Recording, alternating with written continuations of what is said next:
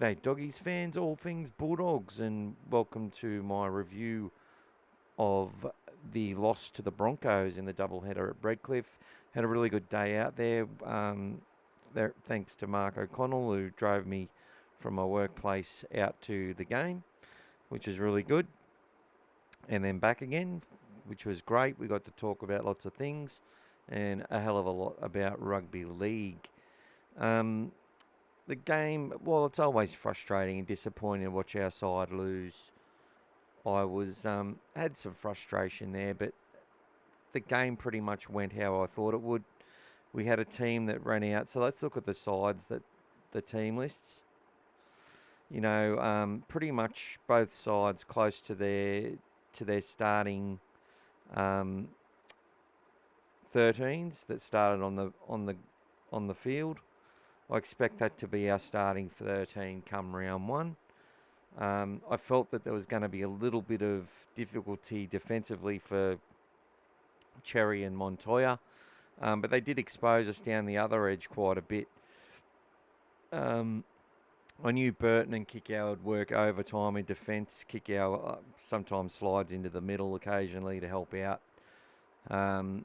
They've got a lot of systems in place where they swap positions around in the defensive line. We saw that, when you see the hooker go out to centre on one play, the next minute he's back one man off the ruck on the next, stopping a move from the opposition, like Reid Marnie did a couple of times. They've got a system and they stick to it. But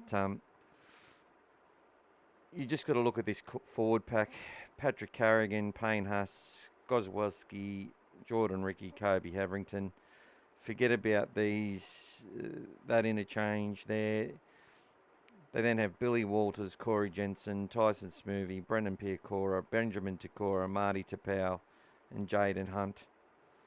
So, to be able to rotate an entire, essentially first grade bench of forwards meant that they could play with high energy for a lot of the game. And the fact that they had the wind in the first half, it's very relevant. When you're running downhill, your kicks go further, you have more energy. It's one of those things. And they got to enjoy a couple more sets on our line. The meters per set were very similar. So we'll look at the team stats. Possession 53 to 47. A lot of that possession was won through the fact they were able to score some tries, a few more tries than us. 79% completion to 75. Both teams would want to complete a little bit better than that, but 79% is good for a team playing well. Means they're throwing something at us, and they really were. They threw a little bit more at the Bulldogs. A couple of times where I felt that they also held back as well. So both teams weren't throwing everything at the match, but the Broncos had that energy through having that greater depth of being able to replace players. And even when you look through, just going back to their team list, players like Corey Pakes, Joseph Karapani's played NRL, Deloise Hoyter's been in that system waiting for a long time. Jock Madden's been in a few systems, but in this Broncos one now for I think his third year, waiting for his opportunity. He's had to play a few times when Reynolds has been injured. Josh Rogers is a really exciting prospect. Dean Mariner, they expect, he's an international class player who's been biding his time. Billy Walters, you saw the season he had in 2023. Corey Jensen's been, in that starting pack for 2 or 3 years now, and then from the Cowboys he was playing plenty of footy. Tyson Smoothy's been pretty much a professional bench player since coming from the Storm. Brendan Piacora, who the Dogs nearly purchased back in the struggling days. We really went hard for him. He played a lot of game time last year, come on the scene for his debut the year before. Benjamin Takora is just massive. What a unit he is. And then you got Marty Tapau and Jaden Hunt. Now, in comparison, the likes of Harry Hayes, you know, basically gone from flag to being a first grader in less than a season. Jonathan Sewer flagged to a few New South Wales Cup games last year to making his debut. Luke Smith yet to debut. Again, another flag captain. Blake Taft's obviously played a lot of NRL and especially off the bench, and he was really good when he come on for us. Really helped straighten things up out wide, and the speed helped, and some really good delivery of his passes. He's on a mission. Cassius didn't really get much of an opportunity, knock on off his first run, playing in the centres because Birdo stayed out there. Birdo had a couple of shockers with and without the ball, and he always needs the run early in the season. We know that. He'll be better every game he plays. They ran some big boys at Joey, and he did all right. It was tough. Rennie Karma. We saw how important it is for a player like Marcello Montoya to have a partner in crime, because they kicked to Marcello a fair bit. As the first hit-up guy off the wing, he goes okay, but he's definitely a much better off the fence second hit-up guy, especially off a good play of the ball, which most people are, but he's really good at that, and that's what he did a lot at the Warriors, why he was so effective and one of the first wingers picked. I felt that him and Cherry struggled a bit, especially with cohesion with the ball. They didn't really target our left edge much because Viliami and Burton did a lot of work. But then as they got tired, a couple of breaks by what's his name, bloody young Jock Madden, ran straight through Kickow and Birdo, which was a bit of a surprise, I guess. And they scored off the back of it. But they attacked our other side in Wilson and Crichton, and some good kicking, some speed of play of the ball. But going back to the stats, all runs, we had a few less than them. Run meters, not too much difference really when you look at possession. Post contact, look, we always struggle in that area and concede a fair bit. But I didn't feel our line speed was as intense as it was last season. And we had some moments where we defended our line quite well, but I would have liked to seen a little bit more. That was probably one thing I wasn't 100% happy with. It sort of felt like we're going to crack, and we did. Line break 6-3. Fair summation. Tackle breaks. They would some of those guns like Deloise Hoyter and Dean Mariner. They had Carapani, some really good footwork. Made us miss a lot of tackles, bringing it out of yardage and stuff like that. Very elusive, but average set distance. We actually had a better average set distance, which people wouldn't have sort of felt. You don't get that from the comments, but I think it would be right. Kick return meters, they had better of that. We played the ball faster.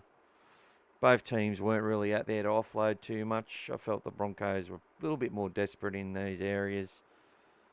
They did more kicks than us, and they won the kicking meters, which that rarely happens in a game. But when you've got Ben Hunt and Adam Reynolds kicking for you, your kicking game's going to help you a lot. And then Reece Walsh comes in and does a 40-20. He also put one out of the full. But there was probably a big difference there. The kick defusal, we just dropped. I think we dropped 3 bombs. Tackle efficiency was. I think it was. We really struggled at different points. 41 missed tackles, which is sort of normal for us, especially when we lose possession and have less possession. Ineffective tackles, similar. See, we normally have a lot more ineffective tackles, which is often an indication of our line speed as well, where they're rushing up, putting pressure on, only getting a finger on the player, not really getting much happening with it. but it does cramp them up, and we usually have the troops then arrive and put them down, and it's a sort of a misleading stat. 12 errors to 13. They dropped some balls, especially in that second half. The penalty count was ridiculous, as was the ruck infringements.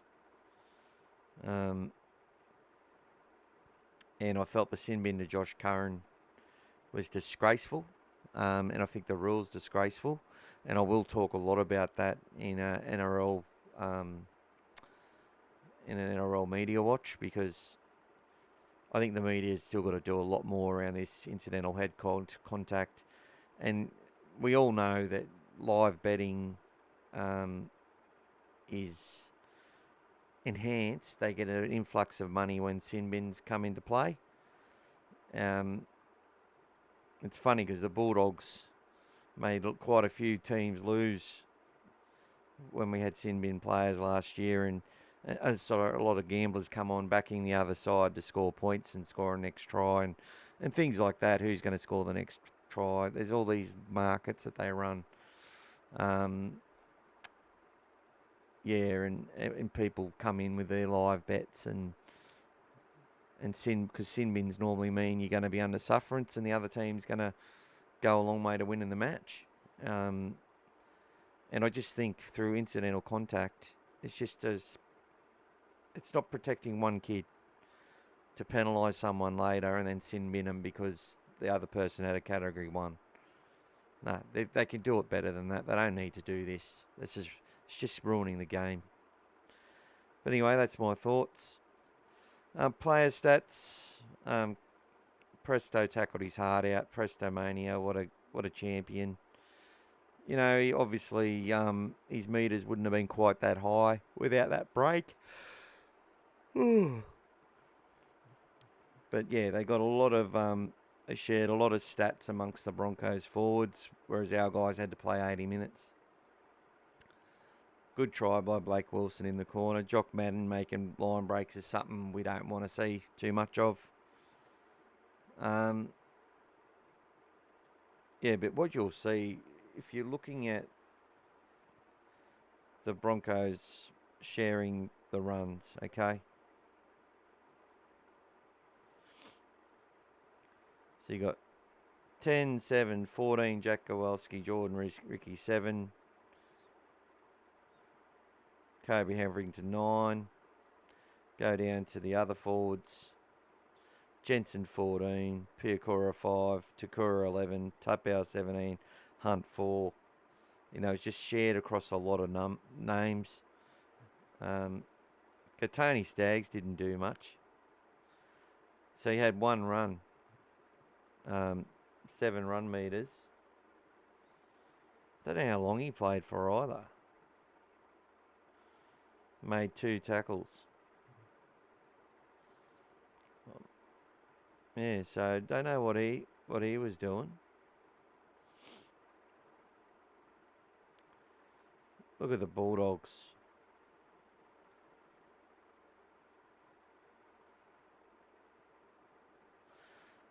So Wilson 13 runs and he had 10 minutes in the sin bin as well. Or not the sin bin, in the 15 minutes in the head bin. Cherry 11 runs, made some good meters. Montoya took a lot of, they just kicked to him all day, which is a tactic, tire him out. Birdo and Sexton ran the ball a fair bit. Sexy copped a big hit and was a bit shy after that. Max King, really good effort. 14 runs, 114 metres, 44 post contact. Samuel Hughes, 10 runs for 80 metres, not too bad. Kick out, I didn't think he'd run much. He normally doesn't this time of year. He's out there to tackle and sort of force teams to go the other way. Presto, 12 runs for 183 metres, but that big line break helped a lot. Kurt Mann was really good. Some good runs off the left and right foot, and then some quick play of the balls. Haywood, that's normal for him, about 6 runs. I just felt Haywood hasn't He's just been a little bit. We'll see how he goes in round one. I'm pretty sure they'll play him, but just to see if he's. I just know he doesn't seem as intense or as fast, but I think they obviously weren't putting 100% out there. Josh Curran played a fair bit on the edge in the second half, and he didn't come on till quite late in the first, so that negates the amount of runs he's going to have. But his runs were, he got quite a fair bit of walking down the field as usual. Curtis Moran ran with intent. Was play out in the centres in one point there. Rennie Karma, 6 runs for 50 metres. Now that's good going. Joey had a couple of runs. Cassius had 3 runs while out there. He played in the centres because Burton stayed on the field, played 80 minutes. Harry Hayes, 7 runs for 60 metres. I liked what Harry Hayes did today, but let's go look at the tackles.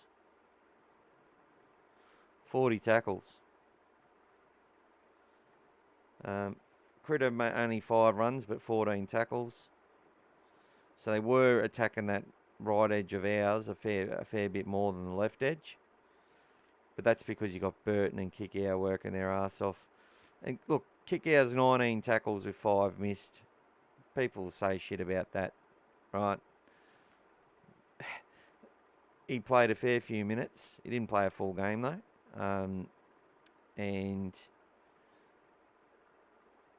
it's a different kettle of fish. People don't like running at Viliami Kickow. And he forces them into stuff and he puts pressure on. So he was applying the pressure. Birdo, his defence will improve a lot after that.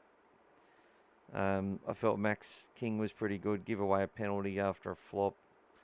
Sam Hughes, 24 tackles, no misses. He nearly missed a couple, but held on.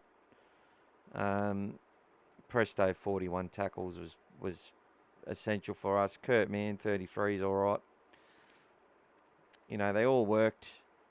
But basically, you can see our 17 players that started the match. And the other one was Harry Hayes, who was on the bench. He replaced Salmon. Salmon didn't play at all. And they're forced to bring on young Sewer and Rennie Karma a bit earlier to play some minutes. Blake Taff was really good. He did some good tackles as well. We both commented on that. Important tackles. And Luke Smith looked like he was going to get through for a break. Missed a poor tackle that I saw, but he definitely had a dig. There's something about him as well. So, look, Connor dropped the ball, which wasn't good. He tried to link up with Montoya, dropped the ball. Wilson got hit in the head. Look, we played pretty much our 17 for most of that match, like it was a real match. And they were tested. Hot weather in Brisbane, bit of wind, running against the breeze against their best. Make a few errors, you're going to concede. Simple as that. I felt, even when we were coming back and there was a chance we could have won the actual match, that still wouldn't have been a win in my opinion, because going down 18-0, 4 tries to love, was the disappointing thing. But, I would have been happy with it to be down a couple of tries after first half, going either way. I think people need to understand that Broncos that we played, no matter who their coach is, has a genuine international 17 that's playing, and just a heap of depth. And depth that's Broncos obsessed. A lot of it, Broncos juniors, players that are just as passionate about the Broncos as some of our juniors are about the Bulldogs, who have been waiting in the wings for their opportunity for a long time. So, honestly, I think that game was more beneficial for the Bulldogs than the Broncos. The media and everyone are going to talk it up, just like they talk up the Dragons winning it, beating the Roosters and the Rabbits. in consecutive weeks, as they should. And the Dragons should go in favourites against the Bulldogs. We've got a few combinations we've got to get right. Obviously, they do as well, but the thing they've brought is experience. So there you go, guys. I think that we did pretty well. I was quite happy with it. And I've got some things to show you in the background here anyway. Let's show you the first one.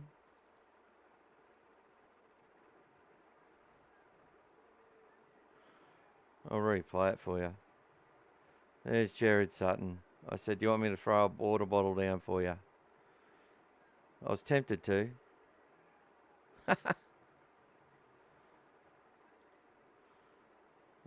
We had Trent Barrett trying to teach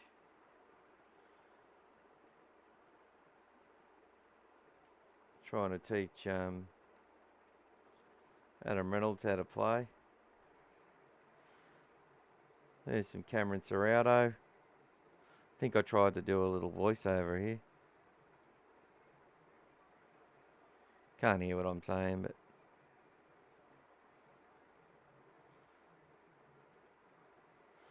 there's Redcliffe. It was a good security guards. We were actually allowed to stand up and watch the game, the whole game. It was great. There's some of the boys warming up. It was a packed out stadium, about 9 or 10,000 there.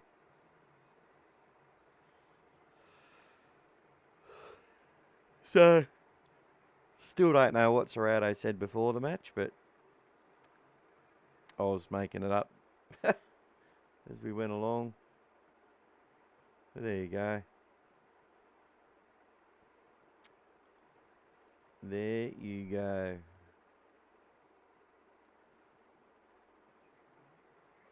Oh, there's Trent Barrett teaching Adam Reynolds how to kick.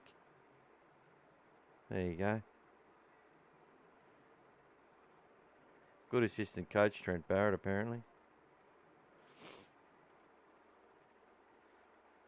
All right. So where does this leave us from here? In some other news, our New South Wales Cup side had a big win over Newtown. And I'll give you the report on that.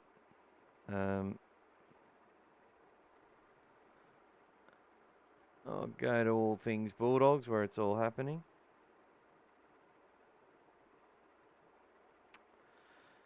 So it said the Bulldogs won 44 points to 16 in extremely windy conditions. Drew Hutchison led the side around well at halfback, while fullback Tay Cochran was incredible. Cochran was slick off set plays, setting up 3 tries off scrums and 2 more from nice cutout passes. He was safe at the back and got involved in the hard work. Adding to this, he scored a brilliant chip and chase solo try, finishing with 5 try assists and a try. He was easily the man of the match. Daniel Saluka-Fafita was very busy in the opening 20 minutes, as was AJ Jones and Jack Todd. Zion Maeu scored a nice, powerful try, but although his work rate wasn't quite as high as his fellow props in the first half, Tom Amone came on and made an instant impact with some great carries, as did Jack Underhill, who scored a great try in the first half, although Amone was definitely a standout off the bench. This trial also featured appearances for the Bulldogs by former Souths SG ball captain Louis Grossimer, who's a back rower, and Titans development player Oscar Bryant, who is a hooker. Try scorers were William Afualo, who scored 3 tries, Geordie Mazzoni got 3 tries, Zion Maeu, Jack Underhill and Tay Cochran also scored tries. 9 tries to the Newtown Jets, 16. I don't know if they were kicking goals in that game, were they? But whoever was having a tough day. Must have been because of the wind. And we'll give that a like. So there you go. Be interesting to see if there's an ability to watch that match. I hope I can. Now, there's a bit of debate raging on and about who's going to line up in round one. I've kept saying this, but I strongly believe that when we look at the team list here,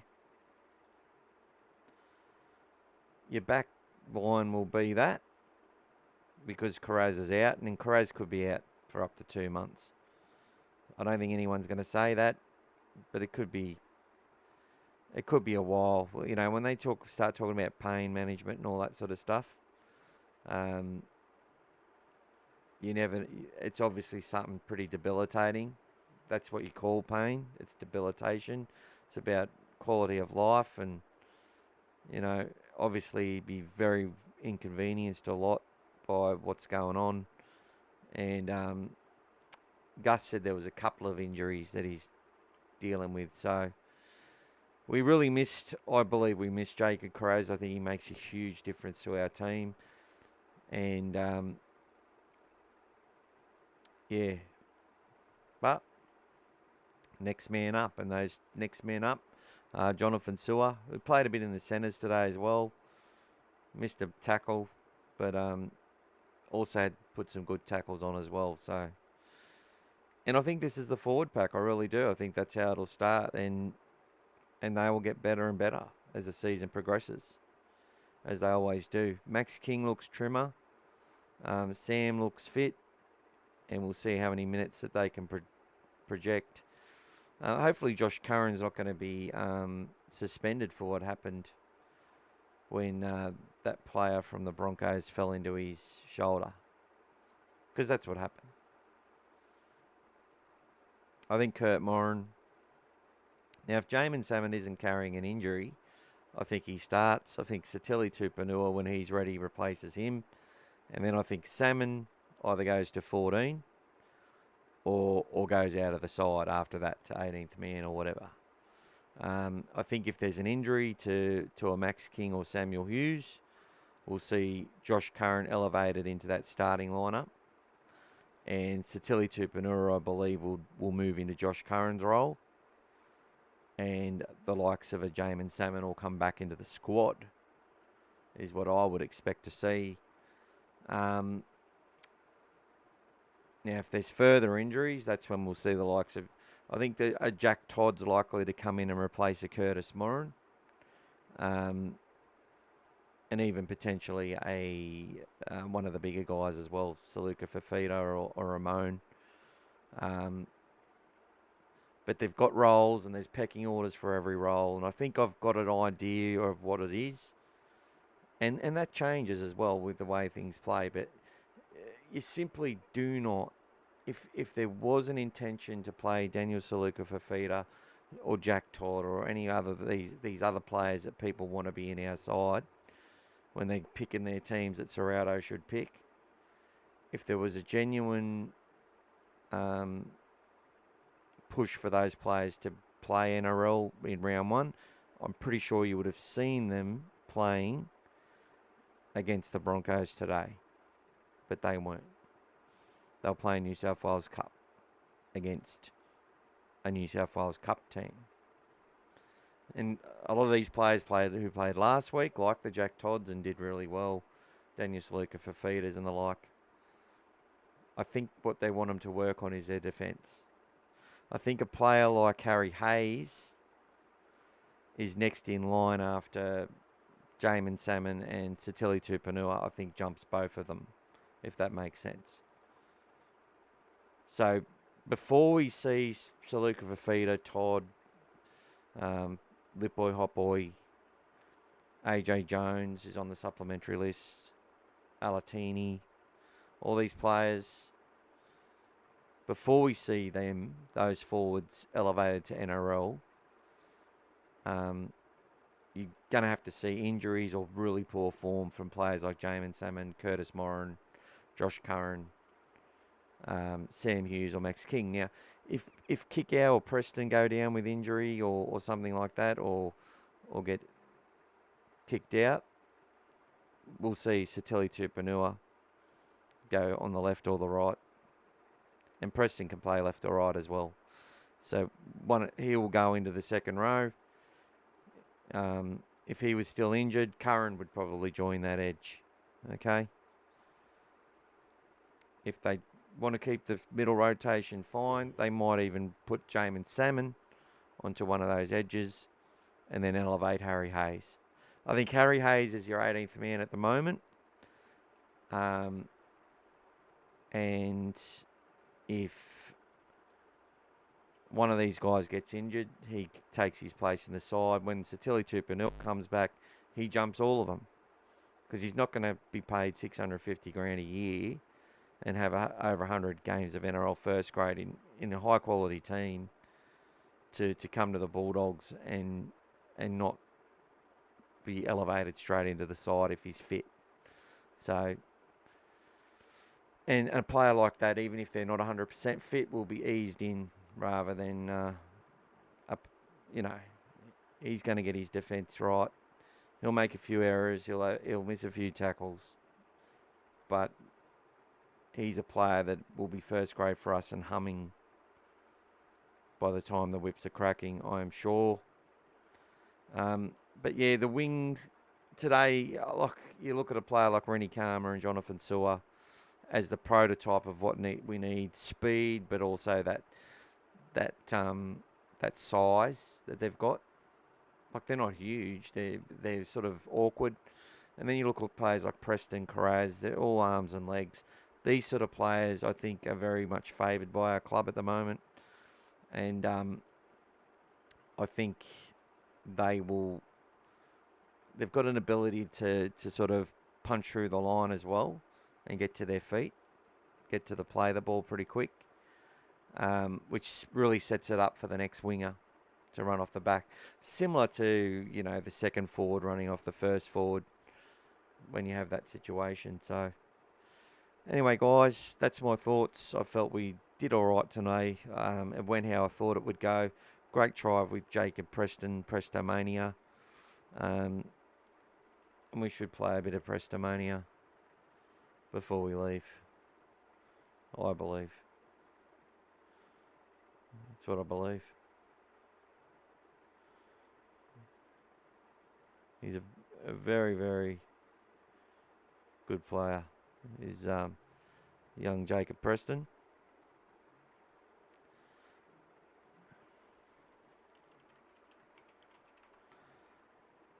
Prestomania, the hit song.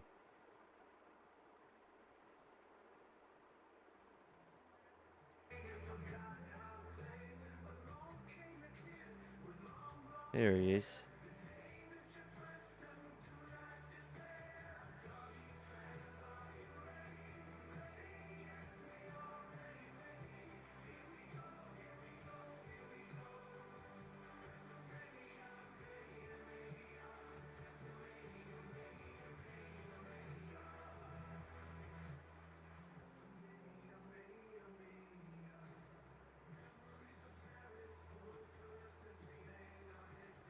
Good old Barrett, eh?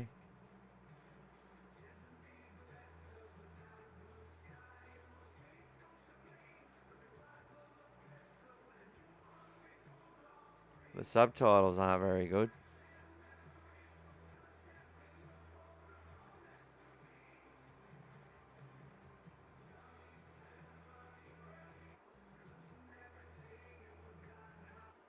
I love that song. Should have played the full one.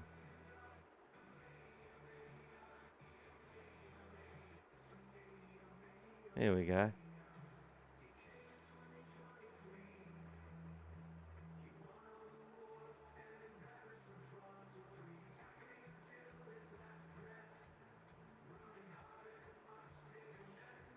Saw Jakey Averillo today too. He looks fired up. Like he wants to put a Bulldogs jersey back on.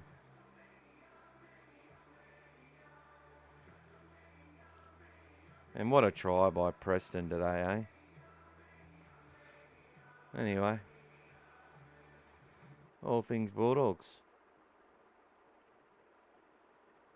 It's Prestomania.